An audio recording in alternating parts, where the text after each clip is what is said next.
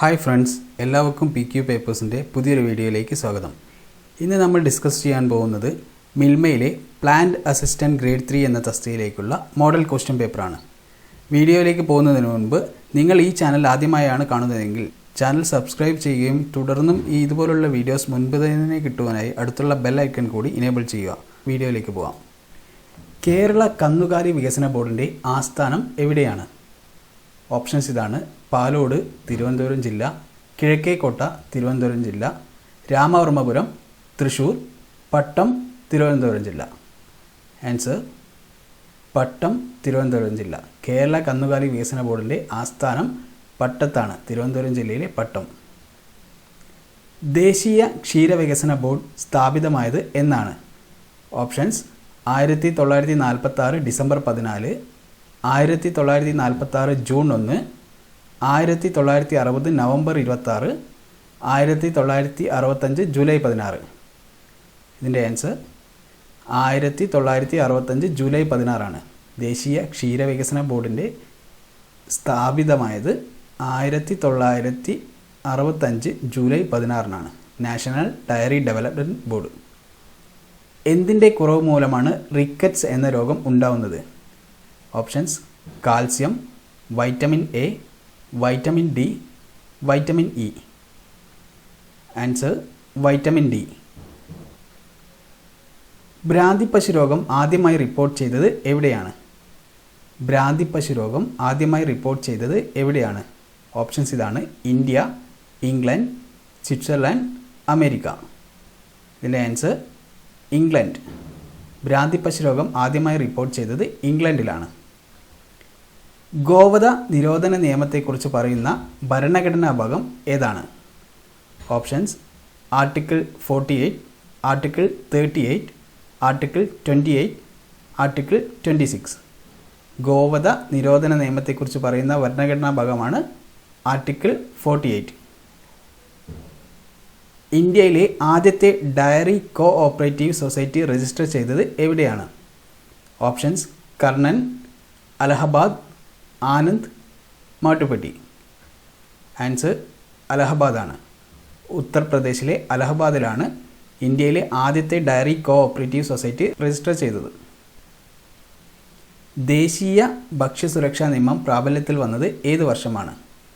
Options: 1960, 2016, 2011, 2013. Answer 2013.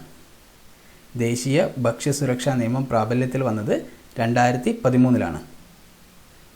അടുത്ത question: കേരളത്തിൽ എവിടെയാണ് institute of animal health and veterinary biological സ്ഥിതി ചെയ്യുന്നത്?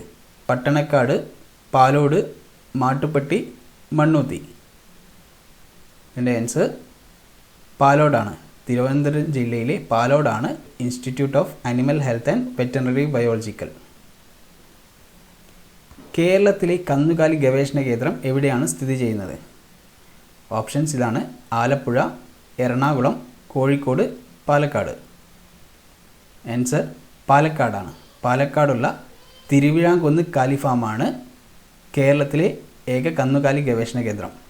ഏഷ്യയിലെ ഏറ്റവും വലിയ കന്നുകാലി ഗവേഷണ കേന്ദ്രവും ഇതുതന്നെയാണ്, തിരുവിഴാംകുന്ന് കാലിഫാം. പാലക്കാട് ജില്ലയിലുള്ള തിരുവിഴാംകുന്ന് കാലിഫാം. മാംസത്തിന് കൂടുതലായി ഉപയോഗിക്കുന്ന ആടിനം ഏതാണ്? ഓപ്ഷൻസ്: ബിക്കാനരി, നെല്ലൂർ, പഷ്മിന, സുർത്തി. ആൻസർ നെല്ലൂർ. പാൽ ഉൽപ്പന്നങ്ങളിലെ കോളിഫോം ബാക്ടീരിയകളെ കണ്ടെത്താനുള്ള ടെസ്റ്റ് ഏതാണ്? Options: iodine solution test, Hickman test, Gerber's method, Babcock test. പാൽ ഉൽപ്പന്നങ്ങളിലെ കോളിഫോം ബാക്ടീരിയകളെ കണ്ടെത്താനുള്ള ടെസ്റ്റാണ് ഹിക്മാൻ ടെസ്റ്റ്. KCMMFൻ്റെ പൂർണ്ണരൂപം എന്താണ്? ഓപ്ഷൻസ് ഇതാണ്: Kerala consumer milk marketing federation, Kerala cooperative milk manufacturing federation, Kerala cooperative milk marketing federation, Kerala cooperative milk marketing foundation. KCMMFൻ്റെ പൂർണ്ണരൂപം. Answer Kerala cooperative milk marketing federation. ദേശീയ ക്ഷീരവികസന ബോർഡിൻ്റെ ഇപ്പോഴത്തെ ചെയർമാൻ ആരാണ്? അതായത് നാഷണൽ ഡയറി ഡെവലപ്മെൻറ്റ് ബോർഡിൻ്റെ ഇപ്പോഴത്തെ ചെയർമാൻ ആരാണ്? ഓപ്ഷൻസ് ഇതാണ്: വർഷ ജോഷി, KS മണി, VS Sunilkumar, advocate K Raju. പിന്നെ ആൻസറാണ് വർഷ ജോഷി. ഇന്ത്യയിലെ കന്നുകാലി സെൻസസ് എടുക്കുന്നത് എത്ര വർഷം കൂടുമ്പോഴാണ്? ഓപ്ഷൻസ്: 5 വർഷം, 4 വർഷം, 10 വർഷം, 3 വർഷം. ആൻസർ 5 വർഷം. Food safety and standard authority of India സ്ഥാപിതമായത് എന്നാണ്? ഓപ്ഷൻസ് ഇതാണ്: 5 August 2011, 5 December 2011, 5 August 2013, 5 December 2013. Answer 5 August 2011 food safety and standard authority of India സ്ഥാപിതമായത് 5 ഓഗസ്റ്റ് 2011.